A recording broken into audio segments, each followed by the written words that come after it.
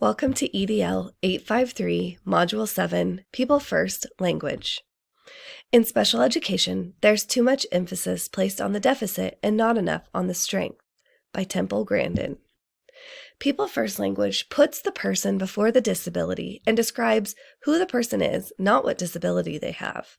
It also means acknowledging the person first instead of their disability, and it means choosing the correct words that reflect knowledge and respect for people with disabilities. And why is this so important? It eliminates old prejudice and hurtful descriptors towards a person. It is not a political correctness. Instead, it just demonstrates good manners of the golden rule.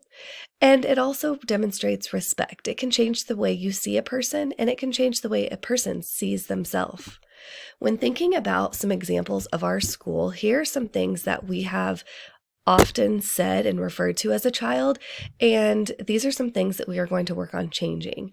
Instead of saying he is autistic when introducing a child to a substitute teacher or the different staff members or even other students, we can say he has autism, because autism is a medical diagnosis and he is not a medical diagnosis. So we need to be sure that we say he has autism, he is not autistic. Another example is she's in special ed. Instead of saying she's in special ed or she goes to the special ed room, we can say she receives some services, she receives special ed services, or we can even be more direct and say she receives some reading services. Another example is he's wheelchair bound. Instead of saying he's wheelchair bound, we can say he uses a wheelchair or he needs a mobility device to get to the other building in our district. How can teachers and building leaders help? This is really important because so many teachers and so many building leaders can be an advocate for students. And if you want them to know how great of a person they are, and your staff and your students and your whole district to know what a great person they are and how the qualities can be so positive for everybody, it's important that we use positive and accurate descriptors when displaying them to other staff members and other students. Always avoid stereotypes. For generations, the hearts and minds of students with disabilities have often been crushed by being called autistic or being called retarded.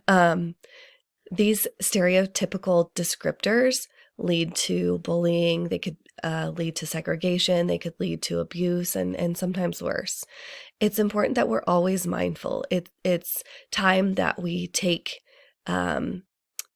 into consideration how our words can impact people that we're talking about. They can hear us. An autistic child can hear what you're saying. It's time to be mindful of our attitudes and actions generated towards these students that we all love in our buildings.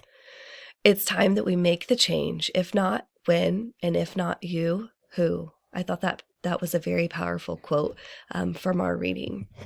And here are the references, the resources that I used for this Google slideshow.